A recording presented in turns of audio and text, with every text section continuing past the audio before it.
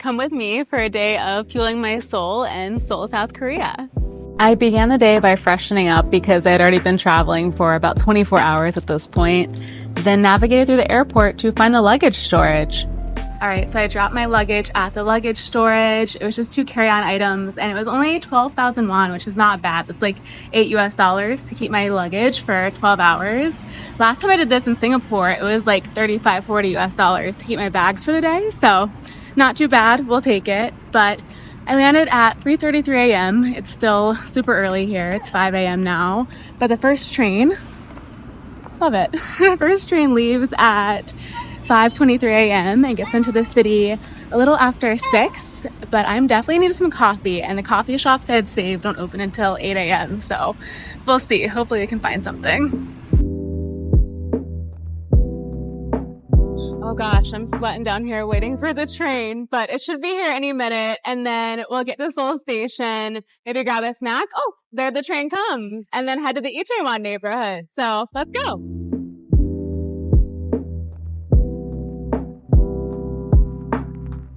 We've made it to the station. Well, Ding Dong and other food places are closed. Let's see what else is open.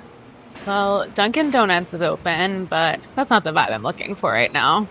And definitely not this. One thing I love about Asia is how there's just cute stuffed animals and little plush things everywhere. All right, this one looks like a winner for food. So I asked for one, and I thought it'd be one stick, but apparently one was one box. So let's try it. It's like tuna sushi or something. It looks pretty good. Let's see. This actually is exactly what I need to start my day, so I probably am going to eat all of them. But now to figure out how to get to Itaewon because I have no idea. Y'all, I don't even want to talk about how long it just took me to figure out how to use the metro to get over here. And I also just found out that apparently Google Maps is a no-go here in Seoul. I use Google Maps like everywhere I travel, and pretty easy, pretty simple. Use it for navigation. In Europe, you can get everywhere. Not here. Don't do it. So I just Googled and found out you should use a different map. So I'll be back with that, downloading new maps, but I did just hop on a random metro and somehow made it to the right place. Like it looked like it was correct, and I asked the random Korean guy and he helped, and he's like, go 2 steps on this one, change to the other one, go 1 step, you'll be there. I'm like, okay. And somehow it worked. I don't know. That's where I just put like our fate in the universe's hands and trust, and we go for it. I'm heading to Peaceful Park with a shrine because I need to meditate after that. So the bike path on these sidewalks, which is the red, is way bigger than the walking path. Interesting. Oh, I guess I can cross there. Check it out. This little ball says, rest for your soul. I decided before I even got here that I would name this Fueling My Soul in Seoul. So I feel like seeing signs like that are just confirmations from the universe that we're in the right place at the right time, even though I'm out of breath and sweating, and it took forever to get the train here, or metro, but we did it, and we're still in the right place. Oh, we've made it to the park with the shrines and a beautiful view. So this shrine was believed to be built around 1600, and it's a transformed version of a village altar. And so they have rituals here that are both Confucian and shamanistic, and they do it twice a year still, which is really interesting. I'm like, I wish I was here. What does it say? April 1st and October 1st. So we're right in the middle of that, unfortunately, but let's check this place out. Okay, so apparently you can't actually go inside the shrine, but that's okay because it has a nice breeze up here. We'll sit at some of the benches and meditate. But while we're getting ready for that, a little story time for y'all. So the reason I'm in Seoul right now is I booked a 12-hour layover here on my way to Chiang Mai, Thailand to go scope retreat centers for my yoga retreat coming up in February. And one travel hack I love to do is, especially if you're coming through Asia or somewhere farther away, is scroll down your booking the flight and you'll see options for longer layovers. So this one I got in at like 4 a.m. and I don't leave until 7 p.m. So it's perfect. And it was the same price as, leaving early in the day. But of course that makes your travel period way longer, but that's my favorite travel hack. Anyways, I was sitting next to this daughter and her dad on the plane from Dallas to LA, and they were also on my flight from LA to Korea, and it wasn't even the same itinerary. Like, people don't often do that. And I was like, what are the odds of this synchronicity happening? And we just had such great conversation. It was one of those things, like, we were absolutely meant to connect. And we also sat kind of near each other on the Korea flight too. So they really felt like soul family. And I was like, oh, another synchronicity that everything's happening exactly as it's supposed to. And that's what I really love about traveling. And that's why it's such like a great spiritual practice for me, is because you're out of your comfort zone, you're doing new things, meeting new people, and there's so much room for the universe to surprise you and send you signs and all the great things. So I'm excited to see what keeps coming today.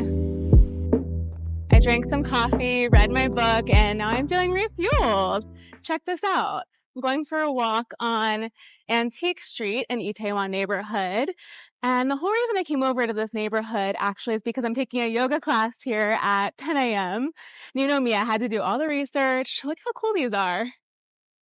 I'm a Leo. That's my lion. And I had to find the best yoga studio that really called to me.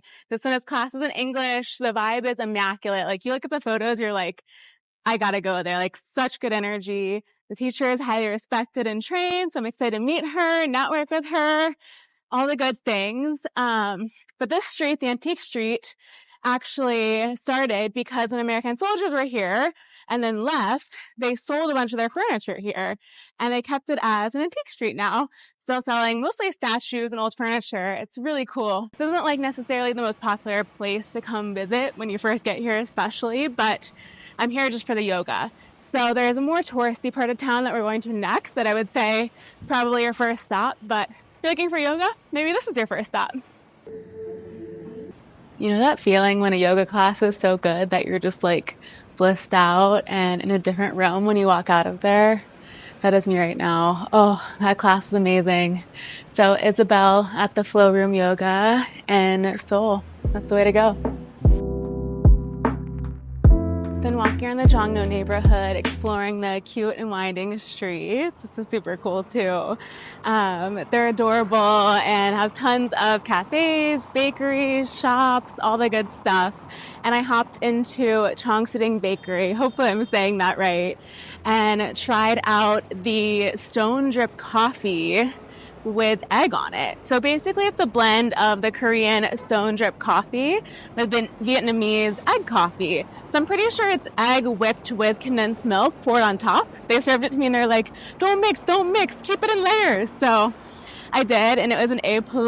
That place was a bit Instagram-y, but it was really great. So I do recommend. And now we're going to the palace. The Changdeokgung Palace was originally built in like 1405. Then it got destroyed by an invasion in the 1500s and mostly rebuilt in the 1600s. So it's still pretty old and pretty magical. It's also called the Palace of Illustrious Virtue. So I'm excited to sit with the energy more and explore and learn more about this history. The more that I journey through life and the yogic path, I realize how much foreshadowing is happening in our lives all the time. So I don't know if you'll make vision boards, but if you don't, you should.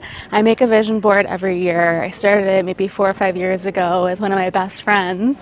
And I glue on pictures for the year from magazines, usually like yoga and travel magazines. But anyways, I glued on this pagoda that looks kind of similar to that, and similar to the ones I'm seeing here, because I thought I'd be going to Japan. That didn't actually happen, but now I'm here, kind of unplanned, right? It wasn't like the point of my trip.